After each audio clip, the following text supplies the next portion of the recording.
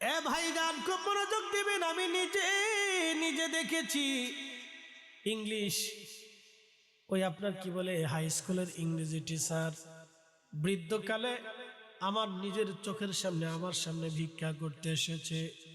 বললাম বাবাজি ছেলেরা কি করে? বলল বাবারে 3টা ছেলে আমার। আমি বললাম কি ব্যাপার, আপনি কেন ভিক্ষা করতেছেন? আপনি শিক্ষিত মানুষ। বেটারে পেনশনের টাকা দিয়ে সন্তানদেরকে মানুষ বানাইছি, কিন্তু মানুষ বানাইতে পারি নাই। 3 সন্তানের বাড়িতে গেলে, বড় ছেলের বাড়ি গেলে বৌমা ছেলের মধ্যে ঝগড়া হয়। বড় ছেলেটা বলল বাবা মেজর বাড়ি যাও, মেজো ছেলের বাড়ি গেলাম, ছেলে বৌমা ঝগড়া হয়। মেজো ছেলেটা বলল বাবা ছোটুর বাড়ি যাও, ছোটুর বাড়ি গেলাম, ছেলে বৌমা ঝগড়া হয়। ছোট ছেলে বলল বাবা বড়র বাড়ি যাও। এইভাবে সন্তানদের দোয়ার পরিবর্তন করতে করতে বাবা ক্লান্ত হয়ে গেছি।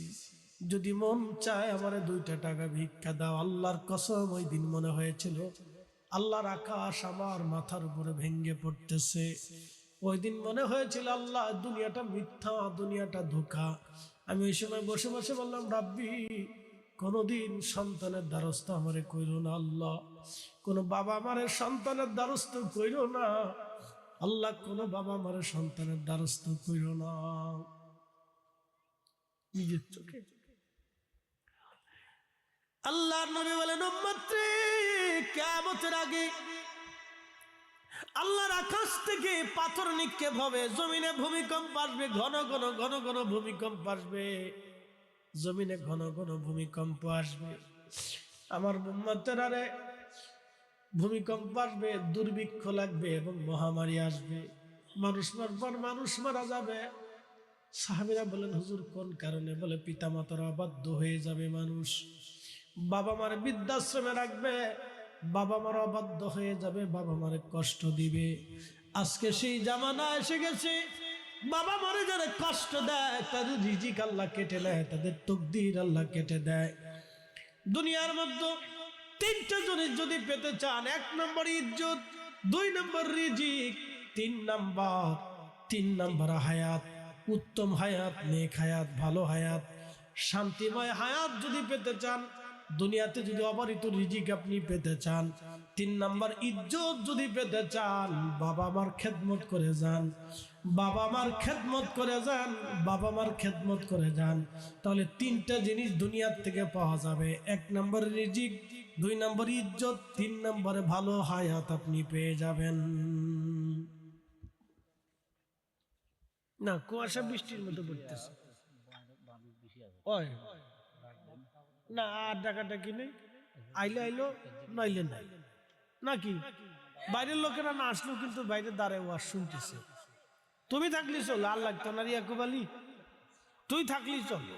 আমার মুসল্লি খুব কড়া, ইমাম সাহেব হুজুরের একটা অরিজিনাল মুসল্লি পাওয়া গেছে, থাকলি চলবে রে ইয়াকুব।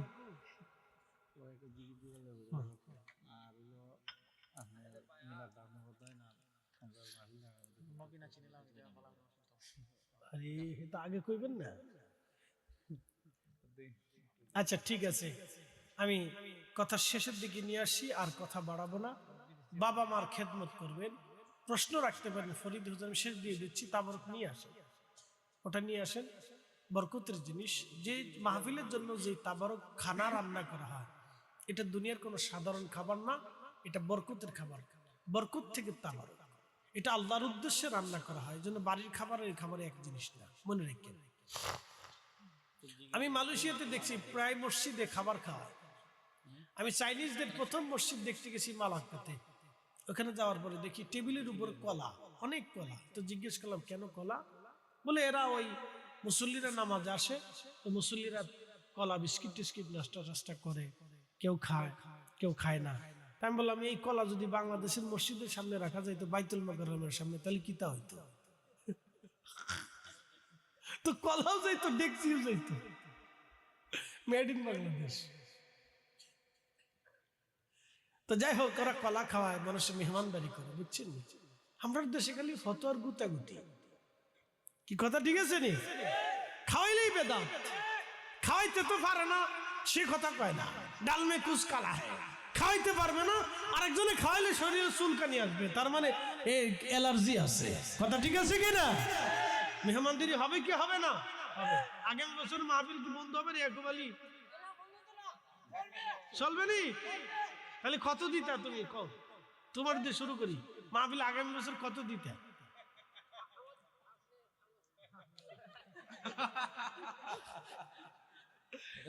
তুমি খাও না, যা খুশি তাই খাও। যদি কও 10 টাকা দেবো তাও অসুবিধা নেই, কও 100 টাকা, তোমার দিয়ে শুরু করবো আজকে। কও যাও, তুমি যা দিবা। কত হুজুর 5 টাকা, তো 5 টাকায় লিখবো। ইয়াকুব আলীর দিয়ে শুরু হবে আগামী বছর। কও খাও 10 টাকা। নারে তাকবীর, নারে তাকবীর, নারে রিসালাত। ইয়াকুব আলী, ইয়াকুব আলী, ইয়াকুব আলী দিবে 10 টাকা। ইয়াকুব আলী 10 টাকা। আল্লাহ ইয়াকুব আলী রে তুমি মক্কা মদিনার মেহমান। এই নগদ নাকি?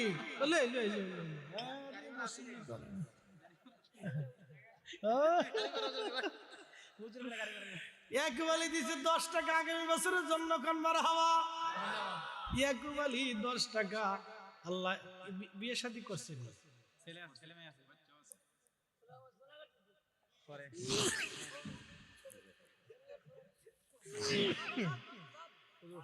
সোনারঘাটে পড়াশোনা করে। তাহলে ইয়াকুব আলী দিছে 10 টাকা। আল্লাহ ইয়াকুবকে কবুল করুক, জোরে বলে না আমিন। আগামী বছর পোস্টার কে দিবেন? বলেন যে হুজুর পোস্টারের খরচাটা আমি দিয়ে দিব ইনশাআল্লাহ। সৌজন্য দেওয়ার মতো কেউ আসেনি। আগামী বছর মাহফিলে পোস্টারটা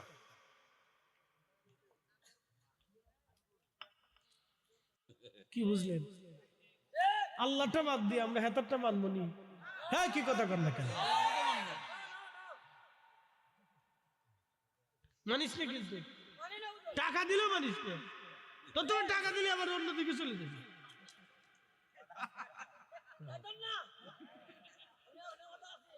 আসুস নি? 500 টাকা দিলে তোর যাইতি না। আচ্ছা ঠিক আছে।